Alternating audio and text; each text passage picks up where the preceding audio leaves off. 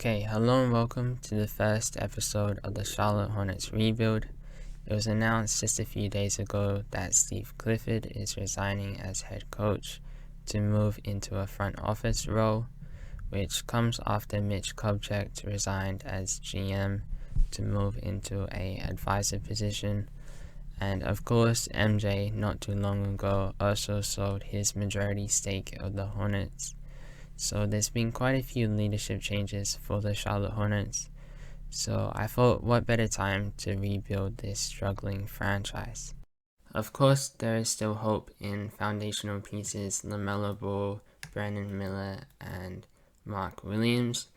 Although for much of the season, Mark Williams and LaMelo have been injured yet again. So in their place, Trey Mann and Miocic have shown some bright spots, but it still hasn't resulted in a very good record, as you can see. So in today's episode, we're just going to simulate for the rest of the season. You can see the rotation here, don't worry too much about it. There's quite a few players we have to make decisions about in the offseason. But yeah, we're just going to get through the season in this episode, as trades shouldn't be happening. I decided to skip past the awards because there was some really weird selections. Like Jordan Walsh had scored 60 points, averaged 60 points. Like there was some weird things going on, and fair to say there weren't any Hornets, so we're just gonna skip for that because who really cares? And this doesn't matter too much either, although it's pretty interesting that the Cavs have been able to get to the finals, and of course 2K's favorite, the Pelicans.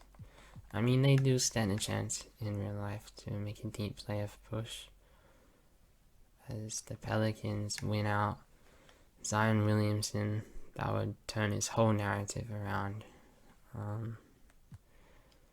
Retirements, a lot of these guys have already retired. I think Wes Matthews and Garrett Temple are probably going to retire. Joe Brutney, he had 3 head coaches, well I guess 2 head coaches, he was one of them. He's decided to hang it up. Okay, this is the draft lottery. We're just gonna skip it. You can see we have the second best odds. And number 3 pick, I'll take that. That's a really decent result. Spurs, Pistons, Trailblazers, pretty expected stuff. Alright, in terms of stuff, we're obviously going to fire Steve Clifford. And we're gonna have to find a coach. I would prefer a younger coach. I mean, there's Kenny Atkinson, who of course rejected the job when Steve Clifford was called up. There's Jordi Fernandez, who's a young coach from the Kings, pretty successful with Canada as well, and has a pretty good rapport with building relationships with players. You could give an offer to Kevin Ollie from the Nets, although he hasn't had the best start to his head coaching career. Mitch Johnson is another young coach. I think let's just sign Jordi Fernandez if he's happy to sign. Because the Kings have been pretty good since he's got there, and he's a pretty involved assistant next to Coach Mike Brown. And we'll just sign any of these guys. There you go, Twin Olsen. Alright, we're now entering the NBA draft. Hopefully the Spurs take... Okay, they take Zach. I thought they were going to take Saw. That's a good pick, but surely Detroit takes Saw. They take Topic? Wow. I think I'm going to force them to take Saw. But I don't really want Topic. So let's just... Okay, this is tough now.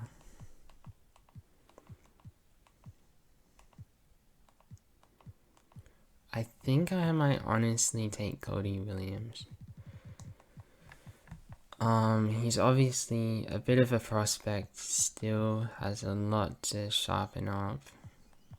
But in terms of potential and the type of team we could roll out in today's NBA, we could probably switch a lot with Miller, I mean, Bull's not a great defender, obviously, but he's still 6'7". So I think I'm just gonna take Cody Williams, and the reason I'm doing that is because I'll make sure the Pistons get Alexander Sarr, because it just doesn't make any sense for them to get Toppich when they have Ivy and Cunningham, and like they have enough guards, obviously. So we're gonna take Cody Williams for that reason. So the Blazers take Ron Holland. I don't mind that pick. They're gonna have to find a way to get shooting, but that's okay. And then the Wizards take Sarr. So I think I'll swap. We'll trade the Pistons and Wizards, because the Wizards I could see getting Sarr. Could see getting them Toppich. Because they don't really have a distinguished point guard yet. I mean, they've got plenty of guys who can handle the ball, but they've of course got Tyus Jones, but he might just leave in free agency. So I think we're just gonna let the pick of Terrence Shannon go into free agency. In terms of team and player options, we're obviously gonna re-sign Mark Williams. We're gonna let JT4 go though. He hasn't really shown too much at the NBA level thus far. He can defend decently, but for his size, he's more so a shot creator than like a 3-and-D player that we need. So he just isn't gonna get the opportunity here at Charlotte. So we're gonna let him, and obviously Davis Bertans contract go. For free agency, we're going to need to remove Davis Bertans' cap hold. We're not really interested in re-signing him, and we obviously decline JT4. We'll keep the rest, but that gives us about 15 million in space. However, I'm gonna remove Bryce McGowan's contract because I believe it's non-guaranteed for next year, so I'll go ahead and do that. So we're gonna front end Miles Bridges' contract, and so it declines to about 21 million in the last year. Hopefully he signs that, and yeah, like I said, we may look to sign and trade. We'll just get through the moratorium period in this episode. So Miles Bridges is gonna agree. The Magic, that's a good idea for the Magic, but surely the Clippers, he re-signs with the Clippers. No, he's going to the Magic. James Harden, as unpredictable as you get, he's gonna go to the Magic. The Pacers re-sign Pascal Siakam. The Bulls bring back DeMar DeRozan.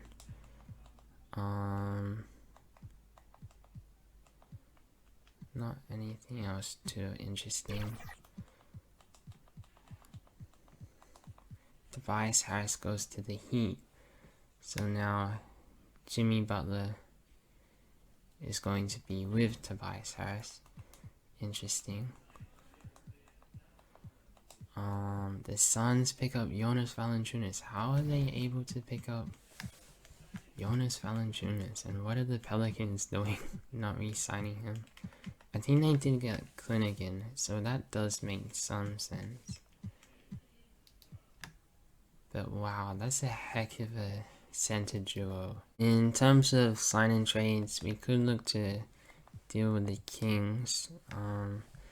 They've been kind of searching for a third star for their team, and Kevin Huerter, significance of on their team has significantly declined because his free ball has just fell away quite a bit from what it once was.